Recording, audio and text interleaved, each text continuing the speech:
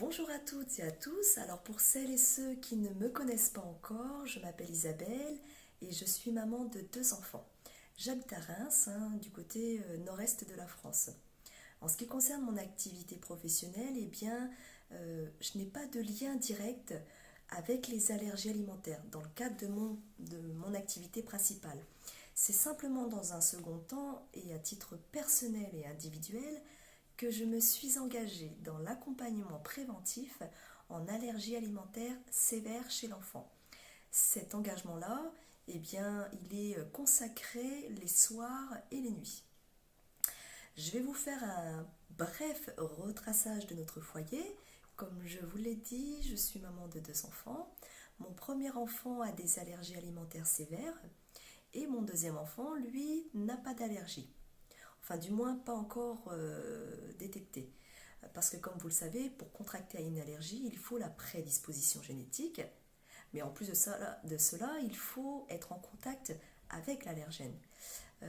Étant issu de deux parents à terrain allergique, l'enfant a plus de risques de contracter à un moment donné de sa vie à une ou des allergies. A l'inverse, un enfant qui est issu d'un seul parent allergique, il a moins de risques par rapport à celui qui est issu de deux parents à terrain allergique. Bon, après, ça n'exclut pas du tout le fait que si un enfant n'a pas d'antécédent allergique, il peut tout de même contracter à une allergie, qu'elle soit alimentaire, de contact, aux médicaments respiratoires ou bien encore au venin d'hyménoptère. Voilà. Moi-même, j'ai des allergies de contact, alors c'est pas grave du tout, puisque ça n'engage pas mon pronostic vital.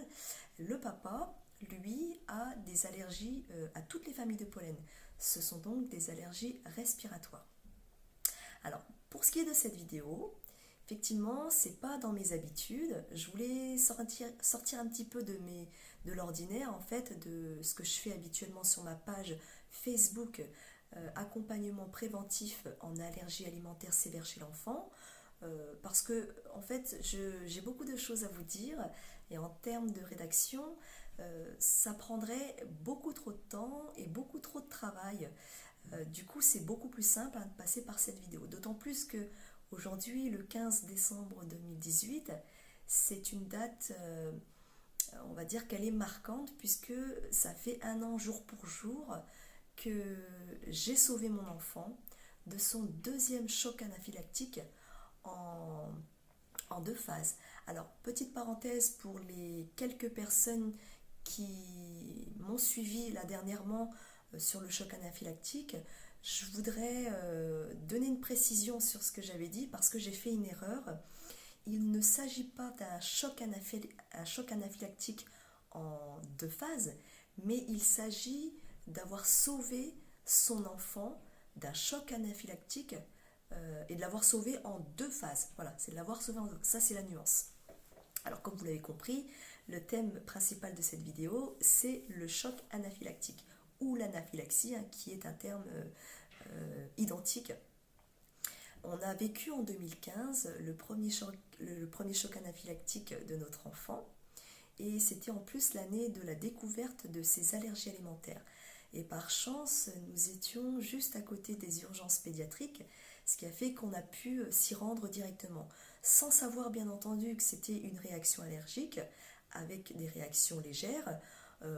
On s'y est rendu peut-être plus d'une demi-heure après parce que on ne savait pas du tout déjà reconnaître des symptômes de choc anaphylactique et puis on ne savait même pas ce que signifiait le choc anaphylactique. Après, tout est rentré dans l'ordre. Je tiens à remercier le personnel des urgences pédiatriques de 2015 parce que la considération elle a été immédiate lors de notre arrivée, malgré qu'il y avait beaucoup de monde en salle d'attente, comme dans tous les hôpitaux d'urgence pédiatrique.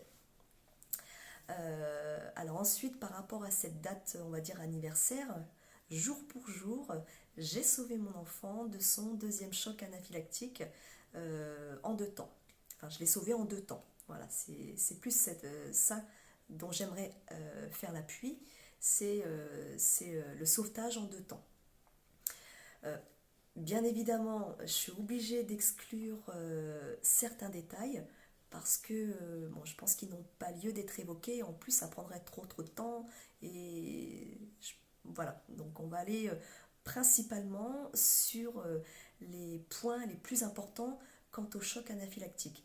Alors juste après l'ingestion de l'allergène en question, mon enfant a fait une réaction immédiate, à l'inverse du premier.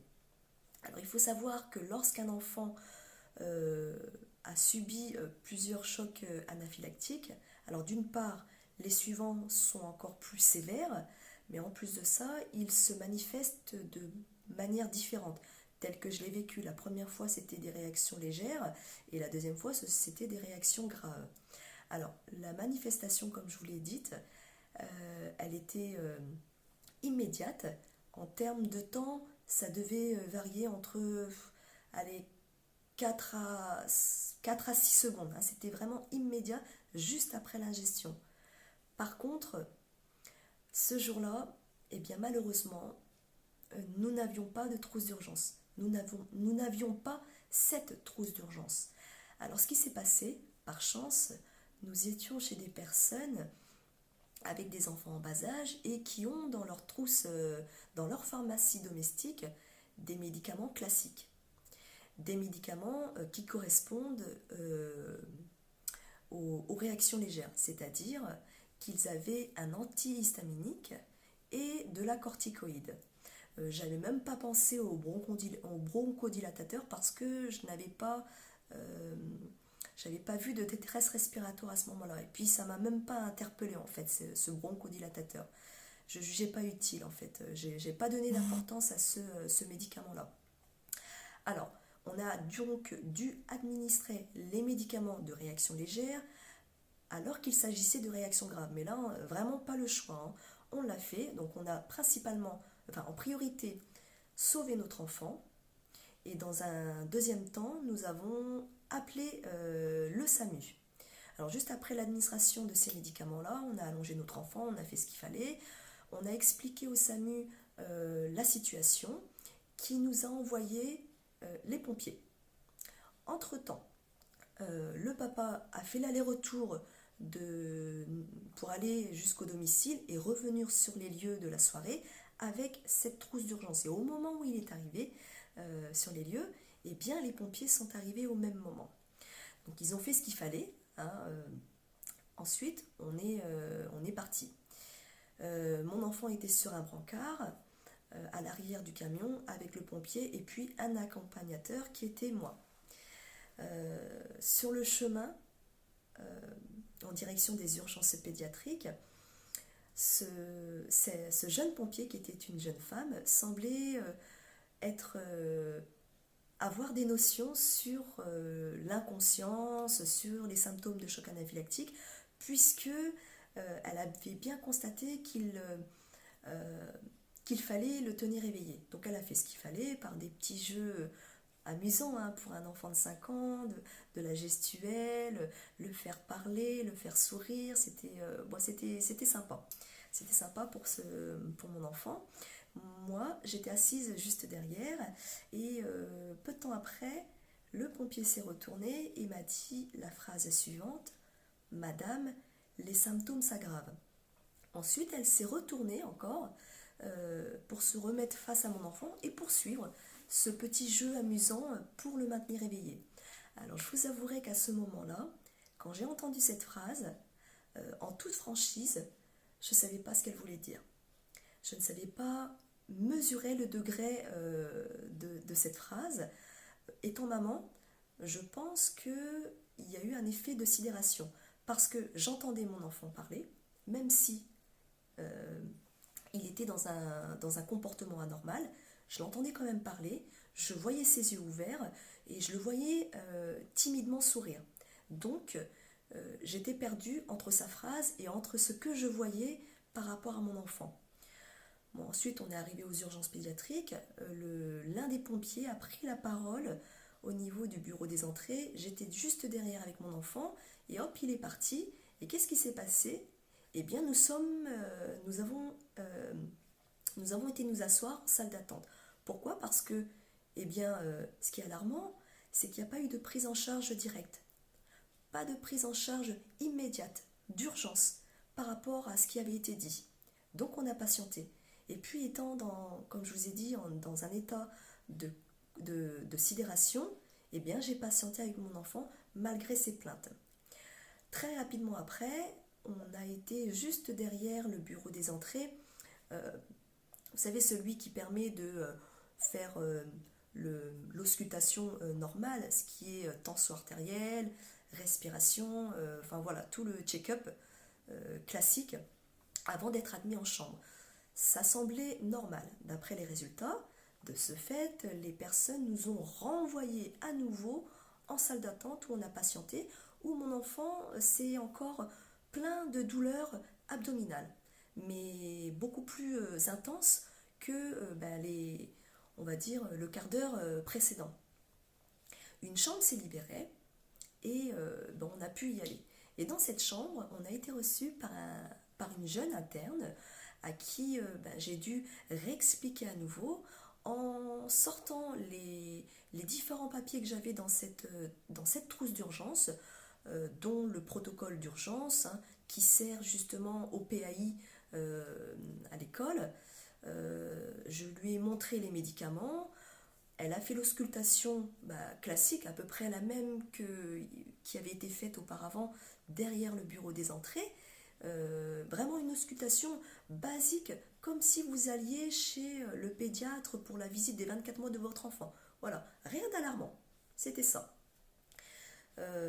Voilà, ensuite elle est sortie de la salle et puis elle y est revenue avec le professeur de garde ce soir-là, le 15 décembre 2017. Alors, toujours pareil, situation très alarmante par rapport à ce qui s'est passé. Quand elle est arrivée, j'ai brièvement là pas eu le choix parce que je sentais que ça n'allait pas. J'avais ce sentiment-là qu'il fallait agir vite et le professeur m'a dit il faut le soulager. Sans connaître ce professeur-là, en l'ayant vu pour la première fois de ma vie le 15 décembre 2017, en entendant l'intonation de sa voix, j'ai compris, oui, qu'il fallait agir. Mais il y a eu un problème. C'est que ce soir-là, le professeur m'a dit qu'elle ne connaissait pas la manipulation du stylo auto-injecteur d'adrénaline. Pourtant, qui est un stylo qui sauve la vie. Alors là, eh bien écoutez, j'ai pas eu le choix. J'ai moi-même donné les directives au professeur de garde et également à l'interne. Alors ce qui s'est passé, c'est que j'ai eu la chance d'être accompagnée, assistée de 2 personnes. C'était beaucoup plus simple pour sauver mon enfant. J'ai demandé à l'interne de maintenir mon enfant qui était mis sur le côté, simplement parce que c'était plus simple vis-à-vis de la position du lit. Il était en plus déshabillé, parce qu'il y avait eu l'auscultation, mais même habillé, on peut injecter le stylo auto-injecteur d'adrénaline sur un enfant habillé de la même manière qu'un enfant déshabillé. Là, il n'y a aucun souci. L'aiguille est faite pour justement traverser les vêtements. Au niveau de l'efficacité, c'est exactement la même que lorsque l'enfant est nu ou bien habillé. Ça, je vous le rassure. Hein. Alors, pour revenir aux faits, l'interne a donc maintenu mon enfant sur le haut du corps, c'est-à-dire ici au niveau de l'épaule. Je lui ai demandé de maintenir fermement parce que j'avais déjà anticipé sur la douleur de l'injection. Et j'ai demandé au professeur de maintenir mon enfant au niveau du milieu du corps, c'est-à-dire du côté de la hanche, de la taille, du fessier. Fermement pareil. Ce que j'ai fait, c'est que j'ai pris un stylo auto-injecteur d'adrénaline, je l'ai sorti de son étui transparent, j'ai retiré le capuchon bleu et de là, j'ai injecté fermement et j'ai maintenu justement cette injection-là pendant 10 secondes, tout en comptant à voix haute et avec mes doigts. Effectivement, avec les doigts, eh bien oui, ça fait scolaire, mais je peux vous assurer que dans une situation telle que je l'ai vécue, d'avoir un visuel, même sur quelque chose de simple, compter jusque 10, on sait tous le faire en situation normale, dans notre tête, à haute voix, Enfin voilà, dans cette situation-là, je dirais, c'est une aide de pouvoir compter jusqu'à 10 avec ses doigts, parce que déjà dans sa tête, c'est très compliqué avec le stress qu'on a, l'angoisse, et puis ça nous permet de mettre fin euh, à la piqûre avec les 10 doigts. Et puis par chance, comme je vous l'ai dit, j'étais accompagnée de deux personnes qui ont pu justement me libérer d'une main et de compter jusque 10. Alors arrivé à 10, j'ai retiré le stylo auto-injecteur et puis j'ai fait un léger massage au niveau de la zone injectée. Pourquoi c'est important? Simplement pour que le produit puisse bien se diffuser dans l'ensemble du corps. Et bien voilà justement pour cette histoire du 15 décembre 2017. Maintenant, euh, pour vous expliquer réellement ce qui est du sauvetage en deux temps, c'est-à-dire que dans ce choc anaphylactique, le défaut déjà, c'est qu'effectivement, on n'avait pas la trousse d'urgence.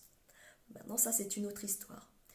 De ce fait, dans une situation de symptômes de gravité, nous avons,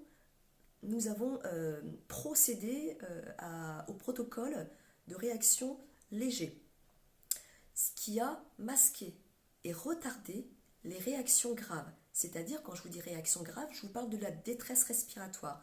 Alors, cette détresse respiratoire, je vais l'évoquer en seconde partie, simplement parce que je suis vraiment désolée. C'est la première fois que je fais une vidéo. Je ne suis pas équipée en termes de matériel et en termes de qualité d'image et de son. C'est pourquoi je vais bientôt mettre fin à cette première partie pour passer à la deuxième et voilà, pour aller plus en profondeur sur la détresse respiratoire. Eh bien écoutez, je regarde un petit peu mes notes parce qu'effectivement j'ai fait un plan pour pouvoir au mieux structurer cette vidéo, pas perdre de temps parce que je sais qu'elle va couper bientôt. Et donc voilà, je vous dis à tout de suite pour ceux et celles qui vont me suivre sur cette deuxième partie de vidéo. Par contre, eh bien pour ceux et celles qui souhaitent ne pas suivre cette deuxième vidéo, eh bien je vous remercie de me suivre sur ma page Facebook qui est l'accompagnement préventif en allergie alimentaire sévère chez l'enfant. N'hésitez pas à partager ma page parce que plus vous serez nombreux à me suivre, à vous abonner et à aimer cette page, plus j'aurai l'énergie pour au mieux travailler mes interventions à destination des structures liées à l'enfance et tout ce qui est lié à l'enfant en général. Voilà, ça me donne de l'énergie, ça me donne beaucoup de soutien et c'est comme ça que j'arrive à prévenir pour mieux agir pour nos enfants allergiques. Je vous remercie et je vous dis à tout de suite.